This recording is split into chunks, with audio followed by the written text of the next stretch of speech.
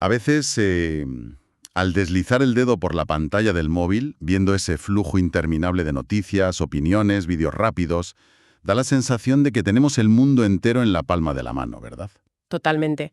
Es una falsa sensación de control, sin duda. O sea, confundimos esa proyección que está súper fragmentada y curada por un algoritmo con lo que es la verdad absoluta. Claro, porque tener las cosas así, categorizadas y visualmente tan accesibles, pues calma la ansiedad. Sí, sí, tranquiliza mucho. Hasta que de repente ocurre lo inevitable. Exacto. Se cae la conexión. O simplemente bloqueas la pantalla y se queda ahí, en negro, reflejando tu cara. Y en ese silencio, del pronto resulta evidente que, bueno, que solo estábamos mirando una superficie iluminada dentro de una habitación a oscuras. Es una imagen súper potente. Y fíjate que hoy, que estamos a 27 de marzo de 2026, con la sobreabundancia brutal de información que tenemos encima, hacer este análisis a fondo sobre qué significa realmente tener una buena vida, pues casi parece un instinto de supervivencia. ¿Es que lo es? Y por eso la misión de hoy es monumental. Porque vamos a buscar respuestas, o bueno, al menos las preguntas correctas, en tres pilares absolutos del pensamiento occidental. Tenemos sobre la mesa fragmentos de la República de Platón, el utilitarismo de John Stuart Mill y varias obras clave de Friedrich Nietzsche. Menudo trío, madre mía. Y a ver, para la gente que nos oye, hay que dejar claro que esto no va a ser dar saltos aleatorios de un autor a otro sin sentido. Que va, que va. Hay una línea narrativa clarísima. Eso es. Vamos a viajar desde esa búsqueda de un orden absoluto e ideal que proponía Platón, pasando luego por, digamos, la aplicación práctica de la felicidad colectiva en plena revolución industrial con Mill, hasta llegar a la destrucción radical de todos estos sistemas para recuperar la vitalidad del individuo, que es el terreno de Nietzsche. Y ojo, que para quienes nos escuchan, esto no es arqueología histórica ni mucho menos. Cada decisión que tomamos en nuestro día a día, ya sea en el trabajo, en cómo participamos en la sociedad o incluso en la cama, está secretamente influenciada por estas tres fuerzas. Tal cual, al final la pregunta de fondo siempre es la misma. ¿Buscamos una verdad objetiva? ¿Buscamos el mayor bienestar para el grupo? ¿O buscamos la afirmación de nuestra propia fuerza vital? Pues para empezar a desenredar esto, ir a Platón es ir a la raíz del problema. Y todos los que nos están escuchando conocen, aunque sea de oídas, la famosa alegoría del mito de la caverna. Claro, es el clásico entre los clásicos. Esos prisioneros que llevan encadenados desde niños mirando a la pared del fondo. Y a sus espaldas hay un fuego y unos titiriteros que van pasando figuras de piedra y madera detrás de un tabique. De modo que los prisioneros solo ven las sombras proyectadas y, lógicamente, se creen que esa es toda la realidad que existe en el universo. Es que es la metáfora perfecta de lo que hablábamos al principio del algoritmo de una red social. Totalmente. Estar en la caverna es como vivir atrapado en tu feed de noticias, creyendo que ese flujo de contenido curado a medida es el mundo entero. Hasta que alguien llega, te desconecta el router y te arrastra fuera a la luz del sol. Ostras, sí. Y hay un detalle en el texto de Platón que me parece fascinante, que a veces se nos pasa por alto, y es la brutalidad física de esa salida. A ver, explícanos eso, porque solemos pensar en la iluminación como algo súper místico y pacífico, ¿no? Pues para nada, Platón subraya que la educación, o sea, esa salida de la caverna, es un proceso agónico. El texto describe cómo el prisionero sufre encandilamiento. Imagínate, al ser arrastrado por una cuesta escarpada hacia el exterior, la luz del sol directamente le ciega. Le duele físicamente. Claro, y ese sol representa la idea del bien, ¿verdad? Exacto, la verdad suprema. Y el prisionero necesita tiempo, una adaptación que es súper dolorosa. Primero solo puede mirar los reflejos en el agua, luego las estrellas de noche, hasta que por fin pueda alzar la vista y soportar el sol directamente. Del deber moral, dice, bueno, voy a volver a bajar a la oscuridad, a librar a mis compañeros. Uf, el recibimiento iba a ser telita. Ya te digo, es que se convierte en un pari absoluto. Al volver a la penumbra, pues sus ojos ya no ven nada, tropieza, no distingue las sombras. Y Platón concluye ahí que quien ha visto la verdad divina parecerá ridículo y torpe al volver a los tribunales de los hombres a discutir sobre lo que él llama sombras de justicia. Y el remate del texto es escalofriante, porque Platón advierte que si este hombre libre intentara desatar a los prisioneros, lo matarían si pudieran. Literalmente. Porque para ellos, romper esa burbuja de sombras es una amenaza existencial. Es flipante la vigencia que tiene eso hoy en día. Pero bueno, Para anclar esta idea de justicia, que puede sonar un poco abstracta, Platón hace algo muy ingenioso en la República. Utiliza el Estado como si fuera una lupa gigante. Sí, esa analogía es brillante. Dice que para entender algo tan invisible y pequeñito como el alma humana, primero hay que mirarlo escrito en letras grandes, en la estructura de una ciudad ideal. Y ahí es donde divide la ciudad en tres estamentos muy claros, ¿no? Eso es. Los productores, que son los que generan la riqueza, los auxiliares o guerreros, que la defienden, y los gobernantes, que para él tenían que ser los filósofos, y esta arquitectura política refleja exactamente las tres partes del alma humana, que son la apetitiva, la fogosa y la racional. O sea que para Platón la justicia no es esta idea moderna de equidad o igualdad, sino un orden estricto, cada parte haciendo lo suyo sin estorbar a las demás, y siempre bajo la batuta de la razón. Exactamente. La razón tiene que gobernar con mano de hierro. Hay una anécdota en el texto que me encanta, la de un tipo llamado Leoncio que ilustra esto a la perfección. Leoncio iba subiendo desde el puerto, y de repente se da cuenta de que hay unos cadáveres tirados en el suelo junto al verdugo. Ay, sí. Esa historia es súper gráfica. Y entonces el tipo siente un deseo morboso, casi animal, de acercarse a mirar. Eso sería la parte apetitiva del alma desbocada. Pero a la vez siente una repugnancia moral tremenda y se tapa la cara con la capa. Claro. Y esa repugnancia es la parte fogosa, la que tiene el coraje y la indignación moral, intentando aliarse con la razón para frenar al instinto. Pero lo mejor es el final, porque Leoncio lucha consigo mismo un rato y al final, vencido por el morbo, corre hacia los cadáveres, abre los ojos de par en par y les grita a sus propios ojos: «Mirad, malditos, satisfaceos con tan bello espectáculo». Es un retrato psicológico espectacular.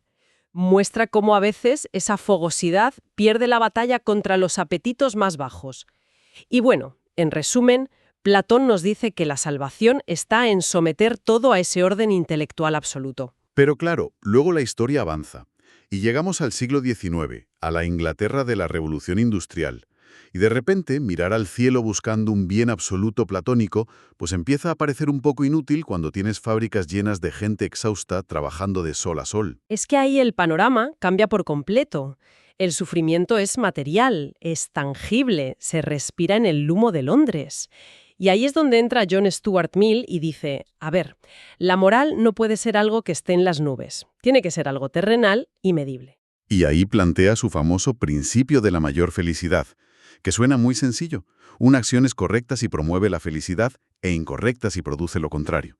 Y define felicidad pura y duramente como placer y ausencia de dolor. Sí, Mill intenta meter el rigor científico en la ética.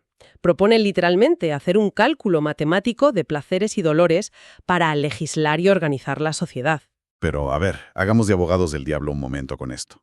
Porque si el objetivo supremo de la vida humana es buscar el placer, pues sus críticos en la época se le tiraron al cuello. Decían que eso era una moral de cerdos. Y tenían su lógica, porque si una vida dedicada a comer como una bestia y dormir sin preocupaciones produce una suma enorme de placer físico, pues bajo esa métrica, un cerdo sería la cima de la perfección moral. Exacto. Suena a que nos rebaja al nivel de las bestias. ¿Cómo se defiende Mill de este ataque en el texto? Pues introduce un matiz crucial, la diferencia entre cantidad de placer y calidad de placer. Mill defiende que los humanos tenemos facultades superiores a las de los animales. El intelecto, la imaginación, los sentimientos morales. Vale, o sea que no todos los placeres valen lo mismo en esa balanza, ¿no? Efectivamente. Un placer que apele a esas facultades superiores siempre va a pesar más que 100 placeres puramente físicos. Por eso su frase más mítica es esa de que es mejor ser un humano insatisfecho que un cerdo satisfecho, o mejor ser un Sócrates insatisfecho que un loco satisfecho. Ya, pero aquí viene el problema práctico. ¿Quién audita esto? Quiero decir, ¿cómo demuestras objetivamente que ir a la ópera o leer poesía tiene más valor moral que zamparte un chuletón impresionante? Pues Mill, como buen empirista inglés, se saca de la manga la figura del juez competente. Él dice que la única manera de saber cuál de dos placeres es mejor es preguntarle a alguien que haya experimentado ambos. Ah, claro. Alguien que conozca el chuletón y la poesía. Eso es. Y Mill asegura que cualquier persona que haya cultivado su intelecto y probado ambas cosas, siempre, invariablemente, va a elegir los placeres superiores, por un sentido intrínseco de dignidad humana. Es curioso porque además de esto, el texto de Mill se esfuerza mucho en desmontar el mito de que el utilitarismo es puro egoísmo, que no se trata de buscar tu propio placer pisoteando al resto. Para nada. De hecho, la condición que pone es durísima a nivel psicológico. Te exige que, al hacer ese cálculo moral, seas un espectador imparcial y benévolo. Es decir, tu propia felicidad no vale ni un miligramo más que la de tu vecino. Llega a compararlo con la regla de oro de Jesús de Nazaret, ¿no? Eso de ama a tu prójimo como a ti mismo. Exacto. Mill es optimista. Él cree que con educación y cultivando la simpatía social, la humanidad puede erradicar el sufrimiento y lograr el bienestar general. Vale, entonces tenemos a Platón que nos pide someter nuestros instintos a la razón y al estado ideal. Y tenemos a Mill que nos pide doblegar nuestra voluntad al cálculo del bienestar colectivo. Los dos, en el fondo, nos exigen que nos sacrifiquemos por un ideal superior. Y ahí es donde la cosa se pone tensa de verdad, porque ¿y si toda esta estructura maravillosa de razón, altruismo, verdad objetiva y bien común es en realidad una trampa inmensa? Y aquí entra pisando fuerte Friedrich Nietzsche. La filosofía del martillo en estado puro. A ver, yo estoy seguro de que esto le va a volar la cabeza a más de uno. Porque la misión de Nietzsche no es añadir un pisito más al edificio filosófico, sino coger un mazo y reventar los cimientos. Es que Nietzsche es un huracán. Él no acepta conceptos como bueno o malo como si fueran esencias mágicas caídas del cielo.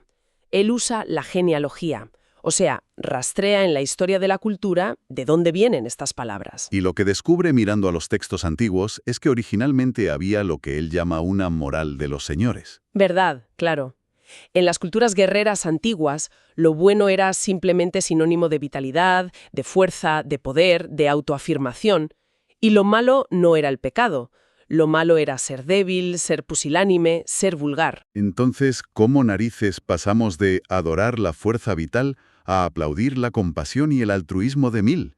¿Cómo se le da la vuelta a la tortilla? A través de un mecanismo psicológico que Nietzsche llama el resentimiento. Él argumenta que los débiles, como no tenían la fuerza física para imponerse, canalizaron su frustración a través de los sacerdotes y lograron una inversión de los valores. O sea, hicieron trampa en el juego de los conceptos. Exactamente. Como no podían ganar en el campo de batalla, ganaron en la cultura. Convirtieron la vitalidad y el orgullo de los fuertes en maldad, y sus propias carencias, como la sumisión o la incapacidad de vengarse, las elevaron a virtudes supremas, y las llamaron obediencia y perdón. Madre mía, es que, visto así, el utilitarismo de Mill no es el gran progreso de la humanidad, sino el triunfo absoluto del rebaño para mantener atados a los fuertes. Totalmente. Para Nietzsche, la compasión es una herramienta de control. Pero ojo, que el martillo de Nietzsche no se queda en la ética. También va por el sol de Platón, va por la verdad con mayúsculas. Hay un ensayo suyo donde usa una metáfora brutal, que dice que el intelecto humano es como un mosquito flotando en el aire. Sí, un mosquito que se cree el centro volante del universo, súper vanidoso, sin darse cuenta de lo minúscula y efímera que es su existencia frente al cosmos. Y ahí da su definición de la verdad, que literariamente es una pasada. Dice que la verdad es un dinámico tropel de metáforas. Y compara las verdades absolutas con monedas que, de tanto usarse y pasar de mano en mano, han perdido su troquelado. Han borrado la imagen que tenían grabada, claro. Exacto. Inventamos las palabras para sobrevivir, y con el paso de los siglos nos hemos olvidado de que son un invento humano y las adoramos como si fueran verdades eternas o piezas de metal natural. Dinamita pura para el mundo de las ideas de Platón. Y el clímax de esta destrucción conceptual llega con la frase más famosa y probablemente la más malinterpretada de Nietzsche. Dios ha muerto. Esa escena del texto en la que aparece un hombre frenético con una linterna encendida a plena luz del día en medio del mercado gritándolo a los cuatro vientos. Es que esa frase no es solo ateísmo de andar por casa. Dios representa cualquier punto de referencia absoluto. El sol platónico, el cálculo moral de Mill, todo. Al decir que Dios ha muerto, Nietzsche nos está diciendo que hemos asesinado a nuestras propias verdades y que el paraguas protector ha colapsado. Y que nos caímos de cabeza al abismo del nihilismo. Claro, pero el genio de Nietzsche no te deja ahí tirado en la oscuridad. Él dice, vale, si no hay orden externo, tenemos que crear el sentido desde dentro. Y ahí plantea las 3 transformaciones del espíritu. Que son el camello, el león y el niño, ¿no? El camello es la fase de sumisión, cuando te arrodillas y dices, ponme encima todo el peso de la moral, de las tradiciones, del deber. Eso es. Pero ese camella se va al desierto más solitario y de repente se transforma en un león. El león es el espíritu que ruge «yo quiero» frente a ese opresivo «tú debes». Es la negación pura, el que despedaza los valores heredados. Ya, pero el león solo destruye, no sabe crear cosas nuevas, y por eso hace falta la última metamorfosis. El niño, que representa el olvido, el volver a empezar, la inocencia de un juego. Solo el niño puede crear sus propios valores, afirmando la vida desde una libertad absoluta. Y este es el embrión de su famoso superhombre, el Übermensch. Alguien que no quiere dominar a los demás, sino superarse a sí mismo creando sus propias reglas en un universo que de base es indiferente. Pero a ver, yo aquí me planteo la gran pregunta práctica. Si ya no tenemos la calculadora de 1000 ni el faro de Platón, ¿cómo narices sabe este individuo si está viviendo una buena vida? Pues con la prueba de fuego definitiva, el eterno retorno. Esto es denso. A ver cómo lo aterrizamos. Imagínate esto. Estás en tu noche más solitaria, en tu momento de mayor silencio. Y se te cuela un demonio por la ventana y te susurra al oído que la vida que has vivido hasta ahora, y este momento exacto, lo vas a tener que vivir otra vez. Y no una vez, sino infinitas veces. Como un reloj de arena gigante dándose la vuelta para siempre. Exacto. Cada dolor minúsculo, cada alegría absurda, cada aburrimiento, todo repetido en el mismo orden exacto. La clave aquí es cómo reaccionarías a ese demonio. Claro, el que odia su vida o el que vive amargado esperando ir al cielo después de morir, se tira al suelo a llorar y a rechinar los dientes. Efectivamente. Pero el que ha dicho sí a la vida, el que ha desarrollado lo que Nietzsche llama amor fati, o sea, el amor al propio destino, con todo lo bueno y lo terrible que tiene, ese individuo abrazaría al demonio y le diría que es la cosa más divina que ha escuchado jamás. Porque desearía repetir este instante con una intensidad absoluta. Es bestial la diferencia de enfoque entre los 3. Fíjate en las 3 exigencias. Platón te pide que mires hacia arriba, hacia la perfección racional, pasando de las sombras. 1000 te pide que mires a los lados, calculando pragmáticamente cómo ayudar a tus vecinos. Y Nietzsche te agarra por el cuello, te pone frente al espejo y te exige que mires adentro. Que te preguntes si la intensidad de tu vida ahora mismo justificaría repetirla por toda la eternidad. Son 3 fuerzas gravitacionales enormes y siguen operando en nosotros cada vez que discutimos de política, de moral o simplemente de qué hacer con nuestro domingo. Totalmente. Y bueno, antes de cerrar esta inmersión profunda, no me quiero dejar en el tintero una idea que Platón y Mill pasaban por alto, pero que Nietzsche lanza y que me parece que te cambia la perspectiva del mundo. Es sobre el lenguaje. Ah, sí. La idea de que formar conceptos es un acto antinatural. Exacto. Él dice que crear un concepto exige equiparar cosas que no son idénticas. Por ejemplo, en la naturaleza no hay 2 hojas de árbol iguales. Jamás. Cada una tiene un borde distinto, un tono verde diferente, pero para poder hablar rápido, inventamos la palabra hoja y borramos de un plumazo todas esas diferencias individuales reales. Hacemos abstracción, claro. Ignoramos la realidad para encajarla en una cajita mental. Y para llevar esto al límite, Nietzsche usa una metáfora científica espectacular. Nos pide que imaginemos a una persona sorda de nacimiento, que no tiene ni idea de qué es el sonido. Y un día le muestran una placa de metal llena de arena, y alguien pasa un arco de violín por el borde. Las famosas figuras de Chladni.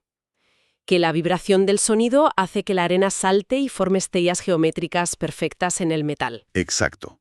Es un efecto puramente visual de una vibración acústica. Pues el sordo ve esa estrella de arena y dice, ¡ah! Ahora entiendo qué es eso que llamáis sonido. Claro, está confundiendo una traducción visual imperfecta con la esencia real de la cosa. Pues Nietzsche argumenta que nuestra relación con la realidad a través del lenguaje funciona exactamente igual. Nuestras palabras jamás tocan el ser íntimo de las cosas. Solo vemos esas figuras de arena en nuestra mente y con toda la arrogancia del mundo creemos que comprendemos el universo. Es que eso implica que absolutamente todo lo que queremos saber está mediado por metáforas fosilizadas. Es un golpe tremendo a la línea de flotación de cualquier dogma. Y con esto quiero dejar una reflexión flotando en el aire para quienes nos escuchan, para que le den una vuelta al apagar esto. Si las palabras con las que analizamos lo que está bien y mal, con las que montamos nuestras leyes, o incluso con las que definimos nuestras propias crisis de identidad. Si solo son herramientas imperfectas que nos inventamos y luego olvidamos que son inventos, ¿no será posible que el propio lenguaje que usamos a diario sea la infraestructura de una nueva caverna de Platón? Una con cadenas muchísimo más sutiles de la que ni siquiera nos hemos dado cuenta de que tenemos que salir. Desde luego, es una pregunta que te obliga a replantearte hasta cómo te llamas a ti mismo. Tiene tela. Y creo que no hay un punto más alto para dar por concluido este análisis a fondo. Ha sido un placer absoluto explorar estas profundidades. Y para la gente que está al otro lado, ahí queda la invitación. El reto ya no es solo cuestionar las pantallitas que deslizamos con el dedo, sino examinar de forma crítica las propias palabras con las que pensamos el mundo. Hasta la próxima inmersión.